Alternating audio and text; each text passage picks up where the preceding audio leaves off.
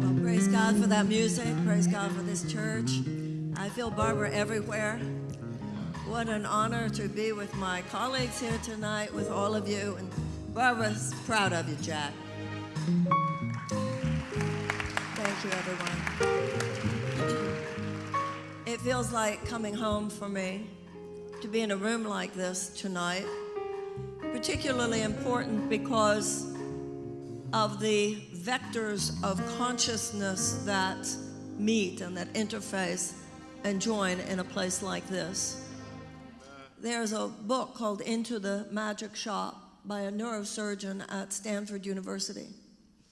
And he talks about the fact that they have found in the human body that there is more of a partnership between the brain and the heart than they used to think. That they used to always just assume that the brain was the intelligence center of the body, but that now they realize there's a highway, and that the intelligence of the body is ruled by this holy partnership of the brain and the heart. I think that's mirrored, of course, in civilization. And a civilization is not intelligent when it is run by thinking that is devoid of love. As a matter of fact, thinking that is devoid of love is beastly.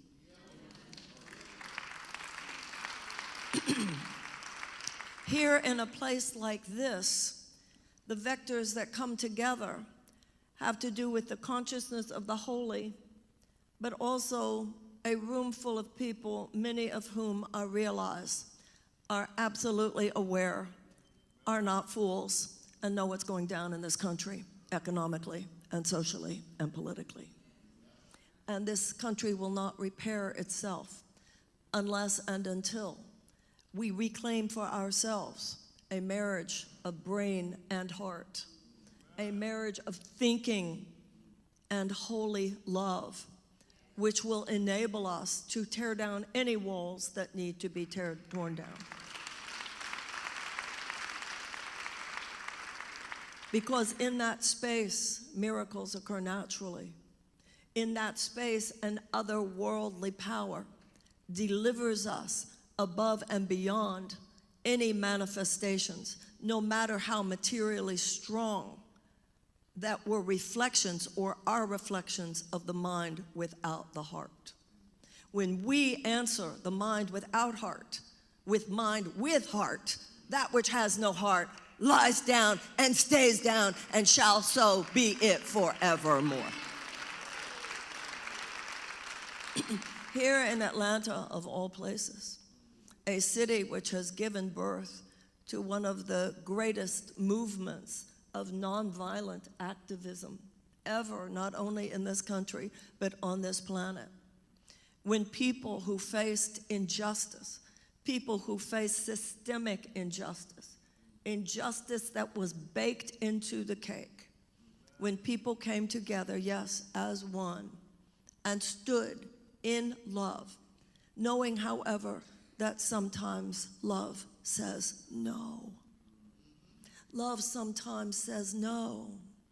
Love sometimes says, you did it to my grandparents and you're not going to do it to my kids. Love sometimes says, enough is enough. And just as sometimes we have personal boundaries, and there is a line past which, no, it's not okay for you to go. So it is socially, economic, politically as well.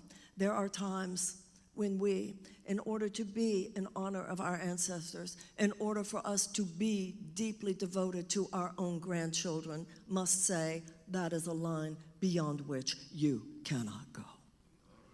And we like to live in generations where we get to luxuriate in the legacy of those who came before us and did the work.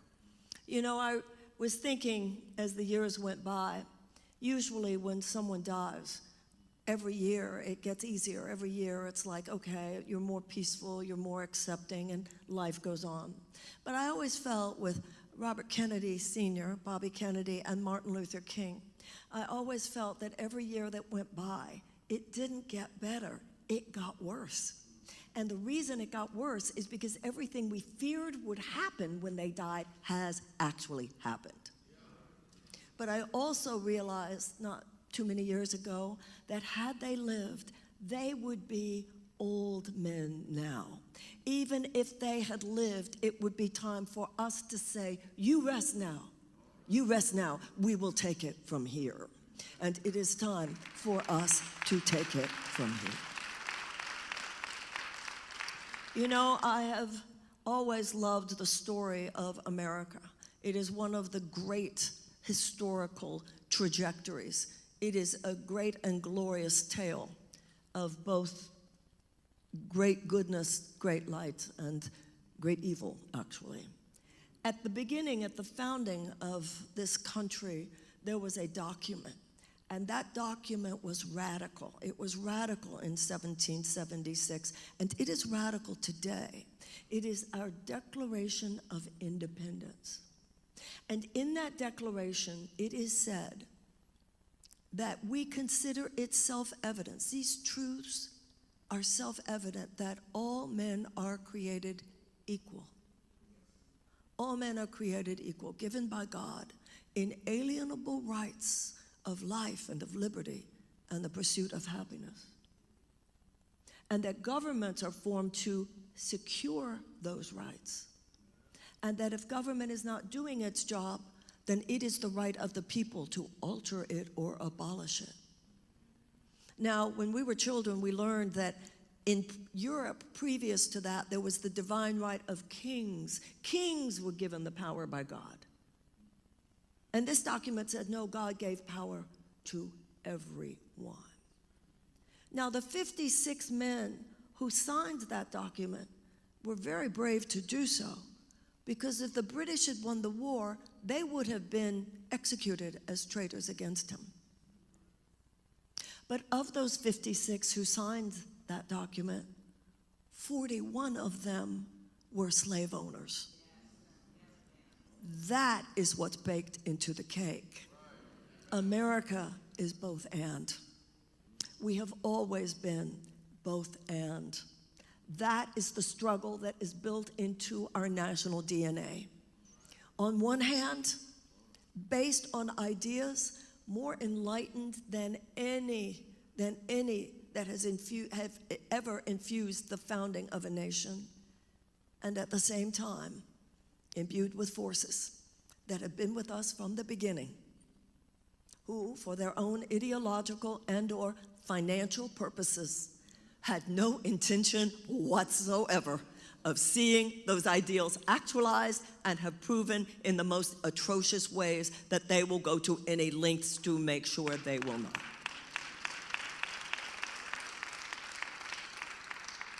Now that's where it all began. But history is the march through time. Every generation from the beginning, even unto ours, plays out that struggle. But if you look at our history, America has the tendency to self-correct. Our ancestors responded to slavery with abolition. And our ancestors responded to institutional suppression of women with the women's suffrage movement and the 19th Amendment. Our ancestors responded to the Gilded Age and the overreach of forces of capital with the establishment of the labor movement. And our ancestors responded to segregation in the American South with the civil rights movement. Ladies and gentlemen, and anyone else, it's our turn now.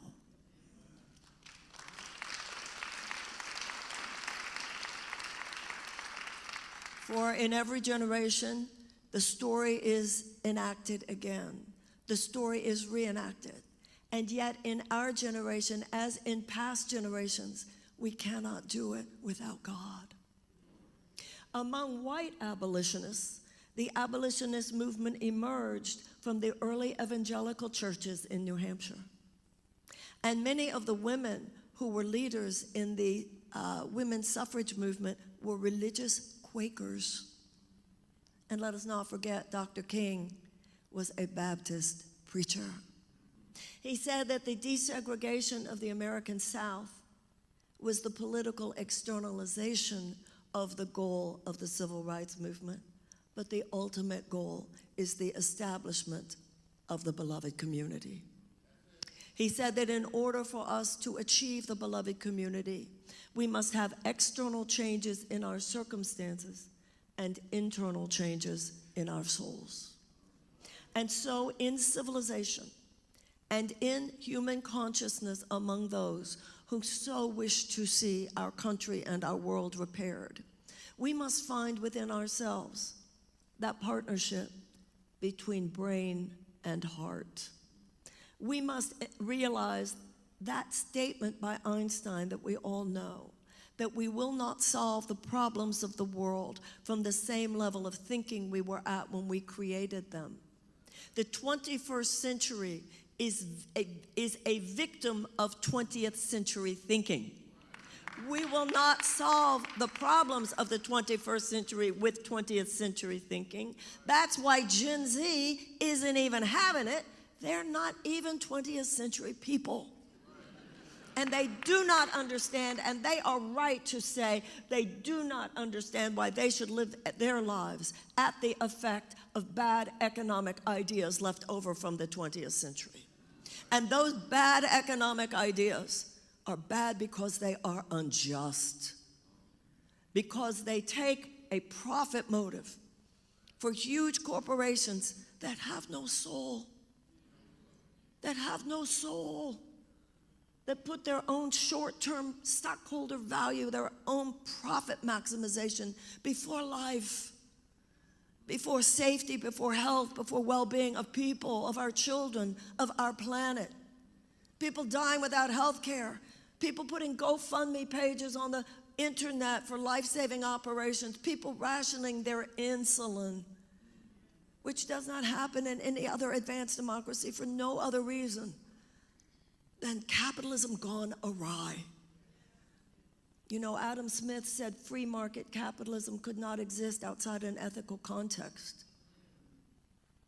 But today, the idea that short-term profits come before someone's health, before someone's life, carcinogens in our food, toxins in our air, PFAS in our water, people underinsured, uninsured, living with medical debt, unable to get health care, unable to pay for the prescriptions that their doctors give them, children praying every morning that they won't get shot in school, a planet whose ecosystem is imploding, wars that are fought for no other reason than to fill the coffers of defense contractors, whether it is insurance companies or pharmaceutical companies or big food companies or big agricultural companies or big chemical companies or gun manufacturers or big oil, or defense contractors. With all due respect, capitalism is not God. Love is God. And this country should not be run like a business. This country should be run like a family. And in every advanced mammalian species that survives and thrives, there is a common characteristic. And that common characteristic is the fierce behavior of the adult female of that species when she senses a threat to her cubs, and our cubs are threatened. Our cubs are threatened. And what kind of species are we if the women are not standing up and saying, no more, no more, no more, no more. No more, no more, no more, no more. You know, you look at the mama tiger, the mama bear, the mama lion. You know, if you go into states where they have black bears and they'll say, oh, the black bears won't bother you, just don't go anywhere near their babies. Do you know what the adult female hyenas do? The adult female hyenas encircle their cubs while they're feeding, and will not allow the adult male hyenas get anywhere near the food until those cubs have been fed. Surely the women of America can do better than the hyena.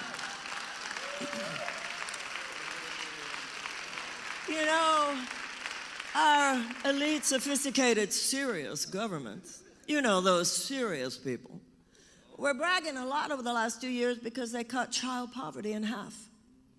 And that was a very good thing. My thought was if you could cut it in half, you could get rid of it, but be that as it may. They cut it in half with the child tax credit for 6 months. 6 months. And when that tax credit expired, they did not bother to permanentize it. They didn't have to. They'd already gotten the PR value. There is no reason for hungry children in the United States of America. There is no reason why the United States of America, which is the richest country in the world, should have the highest poverty rates. There is no reason that we, unlike the citizens of every other advanced democracy, do not have universal health care and do not have tuition-free college. Every other advanced democracy has it, and we had it until the 1970s. There's no reason for our kids in their 20s. I cannot even imagine, in my 20s, being weighed down by tens of thousands of dollars of college loan debt. And the only reason these kids took out these loans was they were told, and this is particular for people of color, by the way, oh, that's the way you'll close the wage gap. That's the way you'll be able to self-actualize. Get that degree. And how many of them have the degree and yet now cannot even work in the field that they got the degree for? Because if they go into that field, they don't know how they will ever get out of debt. Debt is crippling. I don't care about their data. I care about human despair. And so now, whereas it used to be that the American dream was to own a house, today, in too many cases, the American dream is, dear God, may I get out of debt before I die. This is tyranny. This is corporate tyranny. And I'm sorry to have to mention this in the church, but I'll tell you something, the crucifixion came before the resurrection. And if you skip the crucifixion and go right to the resurrection, you're not in transcendence, you're in denial. The Israelites were imprisoned by the Pharaoh, were enslaved by the Pharaoh before they took the walk to the promised land. You know, when Moses, finally, Moses went to God and said, I did what you told me to do. I told the Pharaoh to let my people go. And the Pharaoh laughed at me, said no. God said, I'll handle it. He started sending things like locusts, like frogs. Finally, things got so bad that the Pharaoh said, okay, get your people and get out of here. Moses went to the Israelites. He said, come on, we got to go. That's why matzah, it's unleavened bread. They had to go quickly. And that's true. He said, come on, we can go, we can go. And they said, wait, whoa, whoa, whoa, what do you mean we can go? He said, we can go. If we leave now, we can go. And the Israelites said, whoa, where are we going? And Moses said, to the promised land. And they went, now where is this place? He said, well, I don't know, but we're going to go out through the desert. They said, the desert. Are there roads there? You don't know where we're going? And you want us to leave? They said, Moses, let's make this clear to you. We are slaves, but we survive. We get 3 meals a day. It's kind of a perverse comfort zone we get into. When you've been so worn down, you try to just ignore the fact that this is not what life should be. And so they were not real happy with Moses. And they gave him a hard time because sometimes the condition of our internal slavery is that perverse comfort zone, and making a break for it, actually making a break for it, feels more terrifying than staying within the condition of limitation. Sometimes making a break for real enlightenment, for self-actualization, we're going for it, saying, I would rather die on my feet than live on my knees. Sometimes to say that is the terrifying choice. It is the difficult choice. And I'd like to share in this holy place, we're doing it for our ancestors because they did. And we're doing it for our great-grandchildren because they deserve it and because it's our turn now.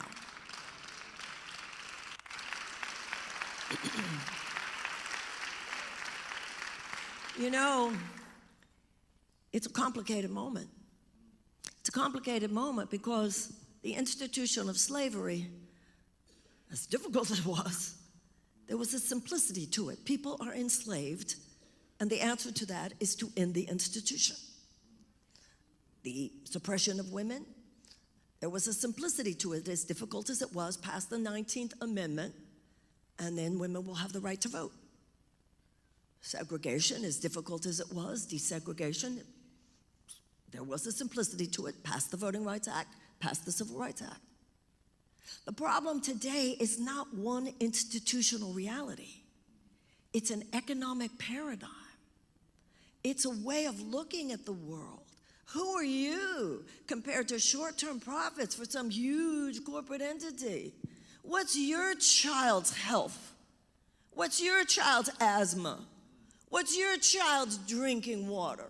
What's your child's safety at school? What's your ability to live in a dignified way on one job? What's your country's ability to actually stand forth in the world as a beacon of democracy and peace compared to the profits that someone is getting? Not that you actually see them that much because they are behind those gated walls. And it's even more complicated because some of them are probably nice people. This is not about nice people versus not nice people. That's not what this is about. This is about a way that this society has ended up organizing itself after a 50-year aberrational chapter in our history by which economics and economic values, soulless economic values that have no moral core, have replaced democracy and humanitarian values as our governing principle. And it is our turn. It is time for our generation and to stand up and to say with love, but with fierce passion and with dedication and with devotion to our ancestors, to our great-grandchildren, and to this country, which despite all that it has done wrong, has still done so much right. It is our turn to say, we're going to change this now because we said so. We're going to change this now because we said so.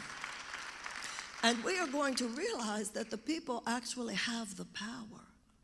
But you know, sometimes the chains that bind us are chains in our minds. Sometimes the chains that bind us are the chains in our mind, and we are just led to believe, what are you complaining about? It's not that bad.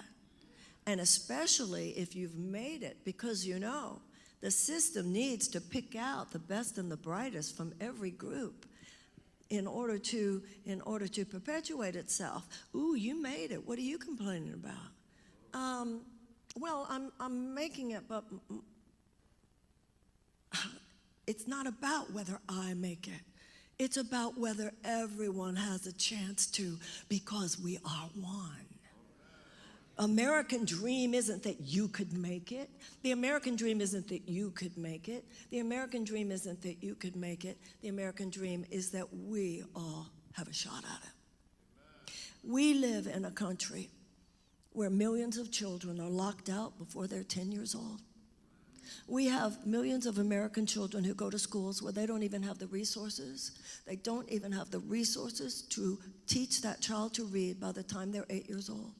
And if a child cannot learn to read by the time they're 8 years old, the chances of high school graduation are drastically decreased, and the chances of incarceration are drastically increased. Where is that child's inalienable right to pursue happiness? Where is that child's inalienable right? And so, in a place like this, the beauty is we get to consider the whole story. I've mentioned the societal, economic, and political crucifixion of our time. But now let's talk about the resurrection. In A Course in Miracles, it says, look at the crucifixion, but do not dwell on it. You have to admit it. You have to get out of denial. You can't, you get, you know, the last thing, I've always felt people who understand the powers of the Spirit are the last people who should be sitting out the great social, political, and economic questions of our day. Because if you understand the powers of the Spirit, you know what happens that can change one's hearts.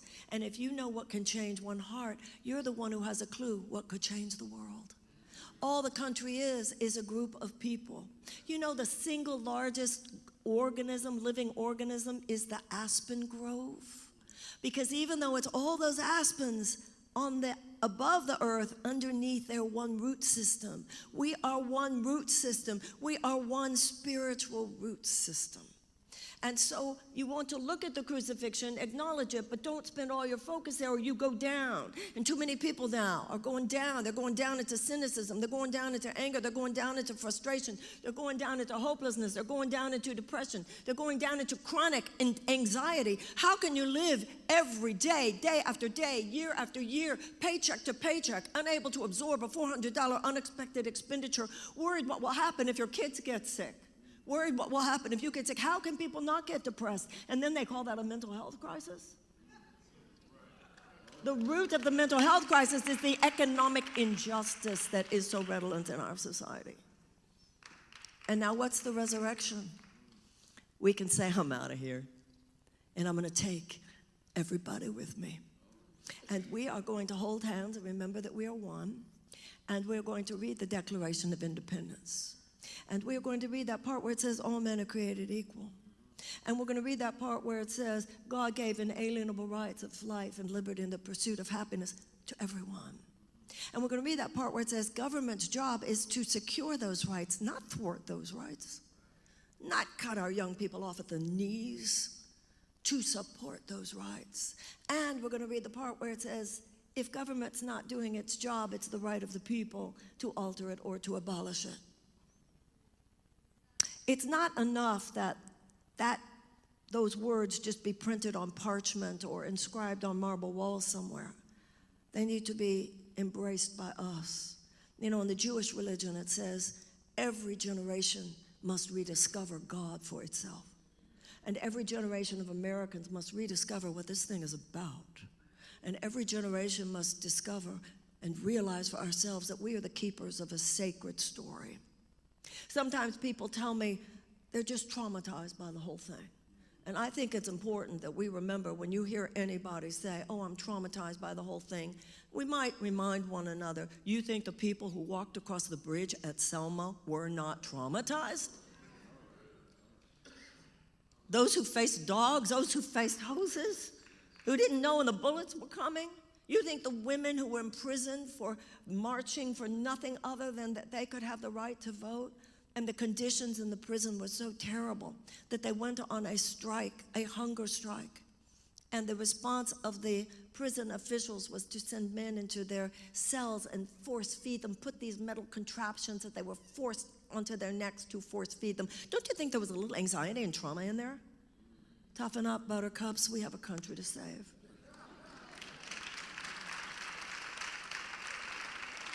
And we can do that. You have a lot going on here in Atlanta, man. You have a lot going on. You have a lot going on. You have a situation right here in Atlanta which has relevance for the whole country. And I won't dwell on it, but I would not live with good conscience without just saying Cop City is a template for a police state. And they would not stop here. They've got plans for all over this country. We can claim another possibility. We can claim another possibility. We can claim a life in which our children thrive.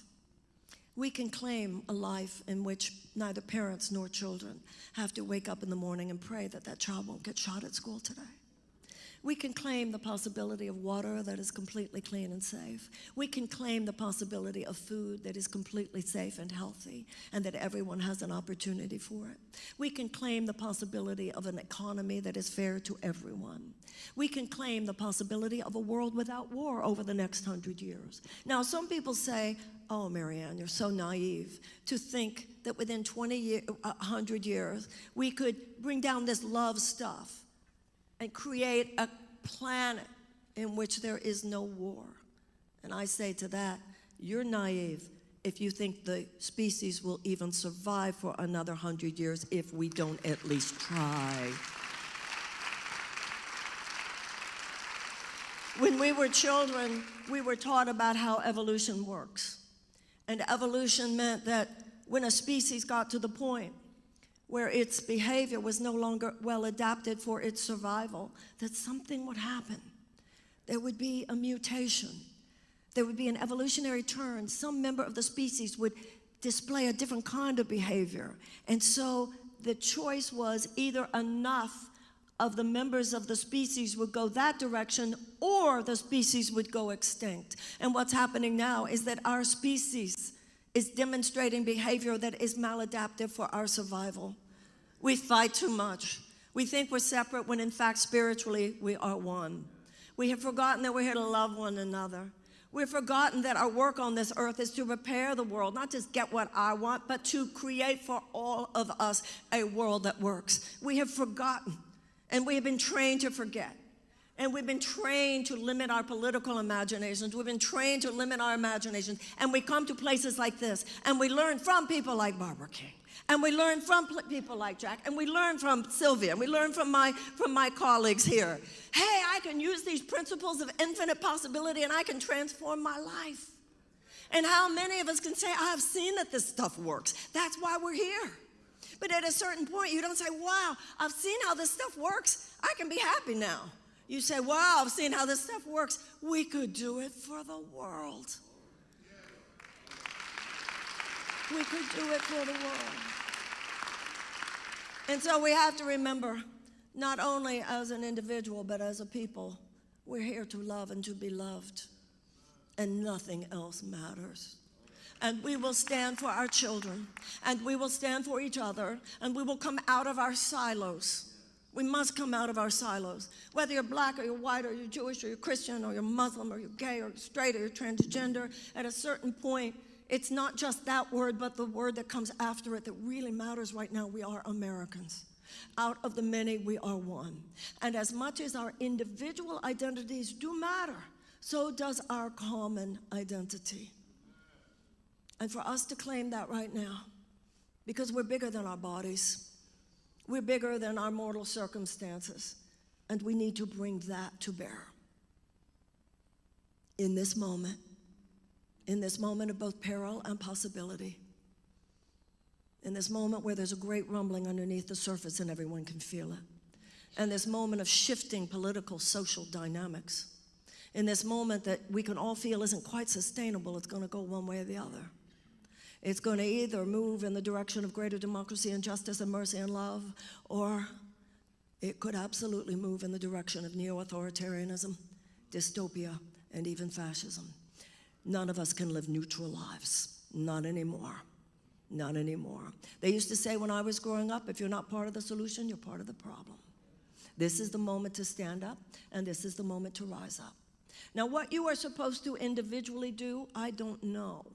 That guidance system is within all of our hearts. God didn't tell me what you're supposed to do any more than God's telling you what I'm supposed to do. Gandhi, when asked who is the leader of the Indian independence movement, said the small, still voice within. But the whole point of nonviolence is that who we are is as important as what we do. If you're only trying to change the world from a transactional place, you're stuck in the 20th century.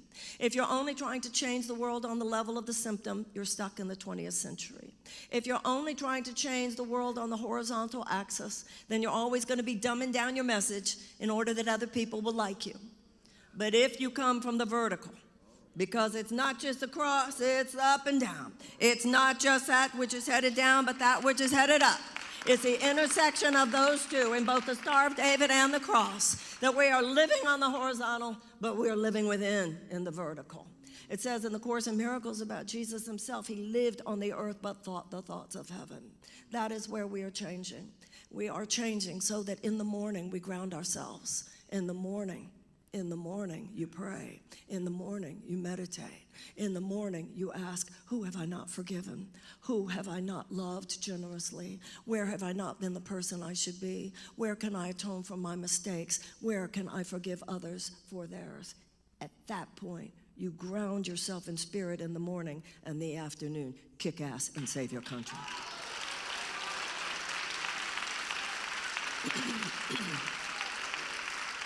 And as you do that, remember, You are doing that with millions of other people who are seeking to rise up and do the same. Something is going on, and it's not just in this country. It's all over the world. People are rising up, embracing the possibilities of the 21st century. It is time for us to evolve. It is time for us to rise up. It is time for us to proclaim, not just in our words, but in our behavior, a new day, the resurrection, the promised land. Whether you see these things in religious terms or in secular terms, let us become it. Let us bring it forth. It is time to be both death doulas to that which now needs to pass away and birth doulas to that which is now being born. And so just as today we have acknowledged what is wrong, we have acknowledged what needs to die, let us end with one grand hallelujah at what is coming forth now, because we are here. God has told us in our own way, in our own hearts, who to be and what to do. Let us all do that to such an extent where we can go to sleep at night knowing I did my part, and even more than that, on our last day on this earth, we can say, I did it, at least I tried. Thank you very, very, very much. Thank you. Thank you.